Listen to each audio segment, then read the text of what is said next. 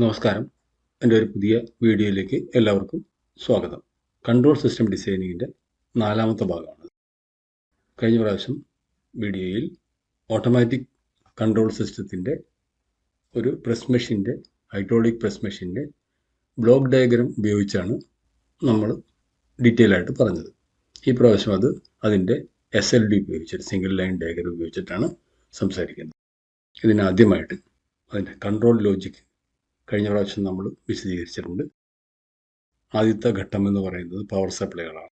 സിസ്റ്റത്തിൽ 2 പവർ സപ്ലൈകൾ ലഭ്യമാണ്. അതായത് കൺട്രോൾ സിസ്റ്റത്തിന് 24 വോൾട്ട് DC സപ്ലൈയും ഹൈഡ്രോളിക് മോട്ടോർ സിസ്റ്റത്തിന് 240 വോൾട്ട് AC സപ്ലൈയും ആവശ്യമാണ്. അങ്ങനെ ആദ്യമായി പവർ നമ്മൾ ബ്രേക്കർ ഓൺ ചെയ്താൽ പവർ റെഡി ആകുമ്പോൾ ആ സർക്യൂട്ടിൽ പറയുന്ന L on indicator lamp on ആവും. മെയിൻ പവർ സ്വിച്ച് ഓൺ ആവുമ്പോൾ സിസ്റ്റത്തിൽ നിന്നുള്ള 24 വോൾട്ട് സപ്ലൈ R1 എന്ന റിലേയിലേക്കും T1 എന്ന ടൈമറിലേക്കും എത്തുന്നു. R1 ക്ലോസ് ആവുമ്പോൾ കോണ്ടാക്ടർ C1ലേക്ക് കൺട്രോൾ സപ്ലൈ എത്താൻ R1ൻ്റെ NO ആണ് കൊടുത്തിരിക്കുന്നതെന്ന് നമുക്ക് കാണാൻ കഴിയും. ആ R1 ക്ലോസ് ആവുമ്പോൾ NOയും ക്ലോസ് ആവുന്നു. ലാമ്പ് ഇൻഡിക്കേഷൻ ലാമ്പ് L2 ഓണായി സിസ്റ്റം റെഡിയാണെന്ന് സൂചിപ്പിക്കുന്നു. C1 എന്ന് പറയുന്നത് ഹൈഡ്രോളിക് മോട്ടറിൻ്റെ കോണ്ടാക്ടറാണ്, പവർ സപ്ലൈ നൽകുന്ന കോണ്ടാക്ടറാണ്. C1 ക്ലോസ് ആവുകയും ഹൈഡ്രോളിക് മോട്ടോറിലേക്ക് വൈദ്യുതി നൽകുകയും ചെയ്യുന്നു. ഹൈഡ്രോളിക് പമ്പ് ഓയിൽ പ്രഷറൈസ് ചെയ്യാൻ തുടങ്ങുന്നു. പ്രസ്സിംഗ് മെഷീൻ ആരംഭിക്കാൻ ഈ പ്രക്രിയക്ക് കുറച്ച് സമയം ആവശ്യമാണ്. ഇതിൻ്റെ പ്രഷർ ഫുള്ളാവുന്നതിന് കുറച്ച് സമയമെടുക്കുമെന്ന് കഴിഞ്ഞ വീഡിയോകളിൽ നമ്മൾ പഠിച്ചിട്ടുണ്ട്. ഈ കാലതാമസം പരിഹരിക്കാനാണ് ഈ ഡിലേ ടൈം. അതായത് ഇതിൻ്റെ പ്രഷറൈസ് ആവുന്ന കാലതാമസം കഴിഞ്ഞിട്ടേ കൺട്രോൾ സിസ്റ്റത്തിലേക്ക് പവർ പോകാവൂ. അപ്പോൾ അത് ആ ടൈമറാണ് കൺട്രോൾ ചെയ്യുന്നത്. ഡിലേ ടൈമർ T1ഉം റിലേ R1നോടൊപ്പം പ്രവർത്തനം തുടങ്ങുകയും ഹൈഡ്രോളിക് ഓയിൽ പ്രഷർ ചെയ്യുന്നതിന് നിശ്ചിത സമയത്തിനായി കാത്തിരിക്കുകയും ചെയ്യുന്നു. സമയം എത്തുമ്പോൾ T1ൻ്റെ NO ക്ലോസ് ആവുകയും കൺട്രോൾ സപ്ലൈ കൺട്രോൾ സെക്ഷനിലേക്ക് എത്തിക്കുകയും ചെയ്യുന്നു. ഹൈഡ്രോളിക് തയ്യാറാണെന്ന് അറിയിക്കാൻ ലാമ്പ് L3 ഓൺ ആവുന്നു.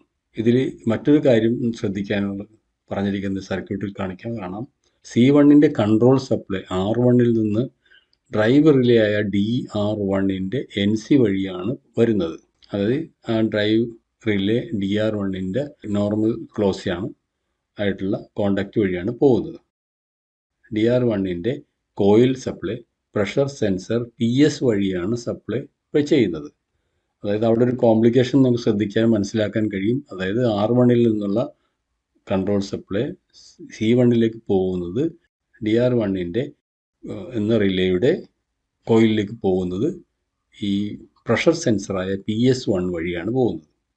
അതായത് പ്രഷർ പൂർണ്ണമാകുമ്പോൾ സെൻസർ സ്വിച്ച് ക്ലോസ് ആവുകയും DR1ൻ്റെ കോയിലിലേക്ക് സപ്ലൈ എത്തുകയും ചെയ്യുന്നു. അങ്ങനെ DR1 ക്ലോസ് ആവും. DR1 ആക്റ്റീവ് ആവുമ്പോൾ എന്താ സംഭവിക്കുക? C1ലേക്കുള്ള കൺട്രോൾ സപ്ലൈ വിച്ഛേദിക്കപ്പെടും. കാരണം DR1ൻ്റെ NC വഴിയാണ് ഈ C1ലേക്കുള്ള കൺട്രോൾ സപ്ലൈ കൊടുത്തിരിക്കുന്നത്. അപ്പോൾ DR1 ആക്റ്റീവ് ആവുമ്പോൾ NC ഡിസ്കണക്റ്റ് ആവും, അത് NO ആവും. അപ്പോൾ C1 ഡിസ്കണക്റ്റ് ആവുകയും ചെയ്യും. അതുകൊണ്ട് കൺട്രോൾ പവർ DR1ൻ്റെ NC വഴി ബന്ധിപ്പിച്ചിരിക്കുന്നത്. അത് ഈ പവർ ഫുള്ളാവുമ്പോൾ മോട്ടർ ഓഫ് ആവണം. മോട്ടർ ഓഫായില്ലെങ്കിൽ വീണ്ടും കണ്ടിന്യൂസ് ആയിട്ട് പമ്പ് വർക്ക് ചെയ്തുകൊണ്ടിരിക്കുകയാണെങ്കിൽ അത് അപകടങ്ങൾക്ക് ഇടയാക്കും. അപ്പോൾ അതുകൊണ്ട് നിശ്ചിത പവർ എത്തിക്കഴിയുമ്പോൾ ഈ PS1 എന്ന സെൻസർ സ്വിച്ച് വർക്ക് ചെയ്യും. അതുവഴി സപ്ലൈ പോയി DR1 ആക്റ്റീവ് ആവുകയും ചെയ്യും. DR1 ആക്റ്റീവ് ആകുമ്പോൾ DR1ൻ്റെ NC വഴി കൊടുത്തിരിക്കുന്ന C1ലേക്കുള്ള സപ്ലൈ കട്ടാവുകയും C1 ഡിസ്കണക്റ്റ് ആവുകയും ചെയ്യും.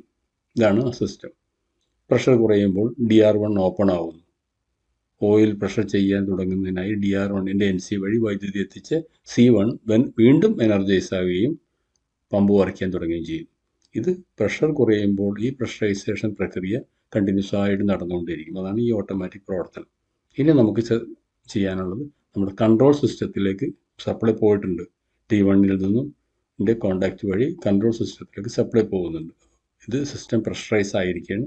ഇനി കൺട്രോൾ സിസ്റ്റത്തിൽ എങ്ങനെയാണ് വർക്ക് ചെയ്യുന്നത് എന്നുള്ളത് അടുത്ത സെക്ഷനിൽ നമുക്ക് കാണാം. ഇതിൽ എക്സ്പ്ലെയിൻ ചെയ്തതിൽ എന്തെങ്കിലും സംശയങ്ങളുണ്ടെങ്കിൽ അത് കമൻറ്റ് ബോക്സിൽ എഴുതിയിടുക.